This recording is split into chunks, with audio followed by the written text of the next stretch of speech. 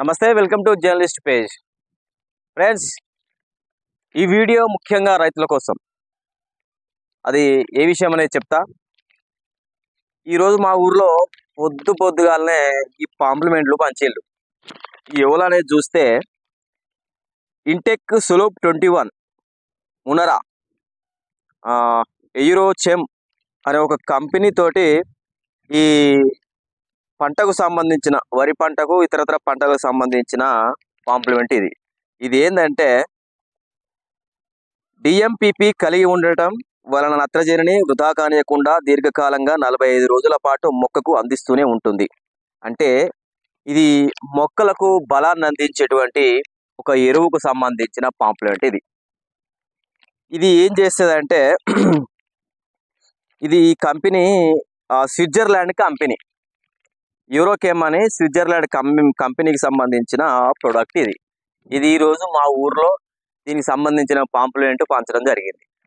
అసలు ఈ రైతులు చాలా మంది ఏం చేస్తారంటే ఇలాంటి పాంప్లిమెంట్ చూసి లేకపోతే ఇలాంటి కంపెనీలకు సంబంధించిన ప్రొడక్ట్స్ చూసి ఎక్కువగా విత్తనాల కంపెనీలకు అదేవిధంగా ఎరువులు కొనడానికి పోయినప్పుడు రైతులు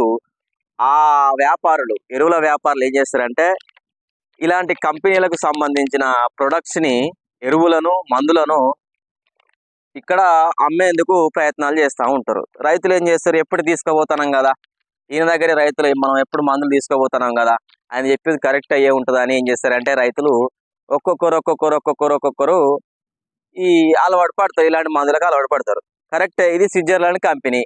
ఈ కంపెనీ వాడు ఏం చేస్తారంటే వాస్తవానికి అక్కడ వాతావరణానికి తగ్గట్టు మందులను తయారు చేస్తాడు. మరి ఇక్కడ భారతదేశంలో వాతావరణం భిన్నంగా ఉంటుంది. ఒక్కో రాష్ట్రంలో ఒక్కో జిల్లాలో ఒక్కో విధంగా ఉంటుంది వాతావరణం, ఒకలా ఉంటుంది. అదేవిధంగా భూమి బలం కూడా ఒక్కో ఏరియాలో ఒక్కో రకంగా ఉంటుంది. ఒక ఏరియాలో దుబ్బ ఉంటుంది, దుబ్బ పొలాలు ఉంటాయి. ఒక ఏరియాలో రాగడి పొలాలు ఉంటాయి. ఒక ఏరియాలో అంత సౌక పొలాలు ఉంటాయి. ఒక ఏరియాలో మొత్తం అది మిక్స్ చేసి ఉంటుంది. మరి ఎట్లా ఈ స్విట్జర్లాండ్ కంపెనీ వాడు ఒక స్విట్జర్లాండ్ అనే కాదు, ఇలాంటి కంపెనీలు జపాన్ వాడు, చైనా ఓడని, వియత్నాం ఓడని, అమెరికా ఓడని, జర్మనీ ఓడని, అదని ఇదని కంపెనీలు తయారు చేసిన మందులు ఇక్కడ వాడుతూ ఉంటారు, ఎరువులు ఇక్కడ ఉపయోగిస్తూ ఉంటారు రైతులు. మరి ఇంతవరకు బాగానే ఉంది. కానీ ఈ ప్రొడక్ట్స్ ఆయా దేశాలకు, ఆయా వాతావరణ పరిస్థితులకు, ఆయా మట్టికి అనుగుణంగా తయారు చేసిన ప్రొడక్ట్స్ మరి ఇక్కడ భారతదేశంలో అలాంటి సిచ్యువేషన్ ఉంటుందా? ఎక్కువగా రైతులు ఇలాంటి విషయాల పట్ల మోసపోతూ ఉంటారు. తీరా చూస్తే ఆ మొక్క ఎదగదు, తీరా చూస్తే ఆ భూమిలో బలం లేకుండా పోతుంది, తీరా చూస్తే పంట దిగుబడి రాదు. ఈ మధ్య కాలంలో గత 7-8 సంవత్సరాల కాలంలో తెలంగాణలో వరి పంట దిగుబడి అనేది చాలా తగ్గిపోయింది. ఎట్లా అంటే 40-50 ఏళ్ళ క్రితం ఉన్నటువంటి పంట దిగుబడి ఇప్పుడు వస్తుంది. ఎకరానికి గతంలో 25 క్వింటాలు, 28 క్వింటాలు, మంచిగా పండితే 30 క్వింటాలు పండే రోజులు ఉన్నాయి. ఏది 10 ఏళ్ల క్రితం. దాదాపు ఒక 10-15-20 సంవత్సరాల వరకు అంత పంట పండేది. కానీ గత 7-8 సంవత్సరాలుగా తెలంగాణ వ్యాప్తంగా అలాంటి పంట అనేది పండటం లేదు. మరి ఎట్లా, దీనికి కారణం ఏందని ఆలోచిస్తే ఇలాంటి కంపెనీల తయారు చేసినటువంటి ఎరువులు వాడడం వల్లనే ఇలాంటి సమస్య తలెత్తుతోంది. ముఖ్యంగా ఈ మధ్య కాలంలో ఏమైతుందంటే విచ్చలవిడి వంగడాలు వచ్చినాయి. సరే, ఈ మిరప, వంకాయ, బీరకాయ, బెండకాయ లేదా పత్తి విత్తనాల విషయం పక్కన పెడితే చాలా వరకు తెలంగాణలో వరి పంట ఎక్కువగా పండుతుంది. ఆంధ్రతో పోటీ పడి ఇక్కడ పంటలు పండిస్తారు.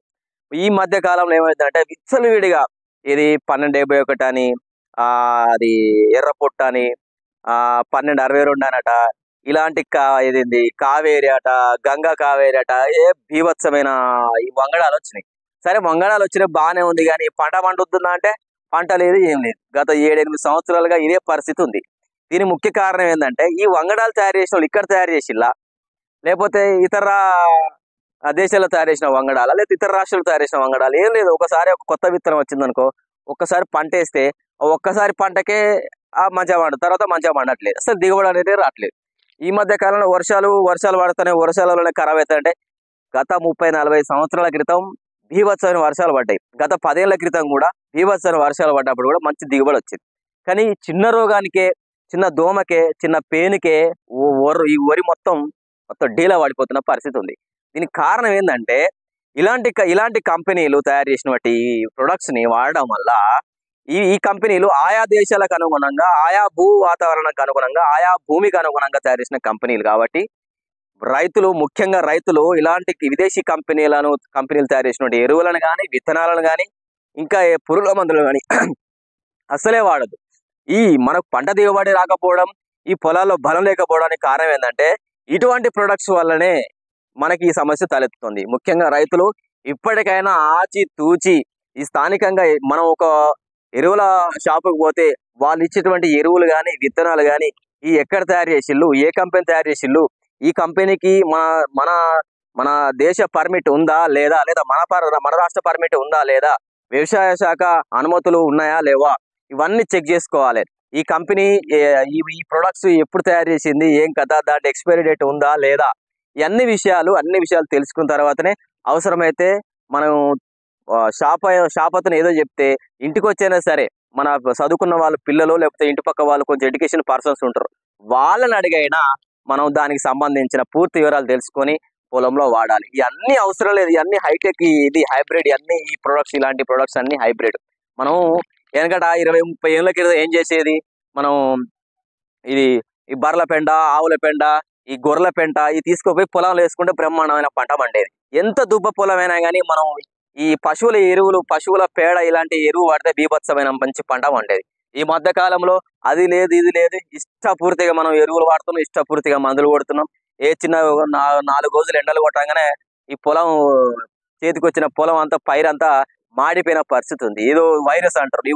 ఎండకు మాడిపోయే వరి, అంత డెలికేట్ వరి మనం అంగడాలు తీసుకొచ్చి ఇక్కడ పండించే ప్రయత్నం చేస్తే ఏం దిగబడి వెళ్తుంది. 4 రోజులు గట్టిగా ఎండ కొట్టంగానే అది ఆ చేను అంతా మాడిపోయే పరిస్థితి. దానికి వైరస్ అనే పేరు పెట్టి మళ్ళీ మందు కొట్టాలి. మళ్ళీ ఆ వరి మంచిగా పచ్చగా రావడానికి వరి మందు కొట్టాలి. మళ్ళీ పచ్చగా వచ్చిన తర్వాత ఎండిపోతుంది, మళ్ళీ దానికి మందు కొట్టాల్సి వస్తాను.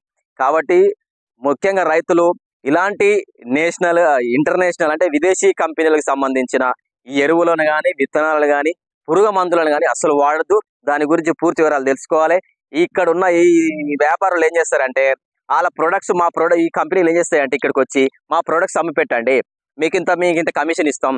ఉత్తినే వాడి ప్రొడక్ట్స్ మొత్తం పాపులర్ అయిపోవాలి, అమ్మడం స్టార్ట్ కావాలి. ఏదో ఒకటి ఒక్కసారి ఒక జనాలు ఏదైనా కొనడం స్టార్ట్ చేస్తే అది కొనడం పెరుగుతూనే ఉంటది. అంటే ఇది చిన్న ఒక లాజిక్ అనమాట. ఈ లాజిక్ ను వాళ్ళు పట్టుకొని వచ్చి ఇక్కడ ఉన్న వ్యాపారస్తులకు ఈ మందులను అప్పచెప్పి మీకు ఈ మందు అమ్మి పెట్టండి, మీకు ఇంత కమిషన్ ఇస్తాం. మిగతా కంపెనీల కంటే మా కంపెనీకి అమ్మి పెడితే, మేము ప్రొడక్ట్స్ అమ్మి పెడితే 50% మీకు కమిషన్ ఇస్తాం అమ్మిన దాంట్లో అని చెప్పి ఇక్కడ వ్యాపారస్తులకు అంటగట్టి వీళ్ళు ఏం చేస్తారంటే కమిషన్ వస్తుంది. కానీ నిజంగా వ్యాపారస్తుడు షాపులో కూర్చొని అమ్ముకుంటాడు, వాడు నిజంగా పంట పండించినట్టు బిల్డప్ ఇచ్చి మస్తు పండుదా అని చెప్తాడు. అది ఖచ్చితంగా మస్తు పండదు.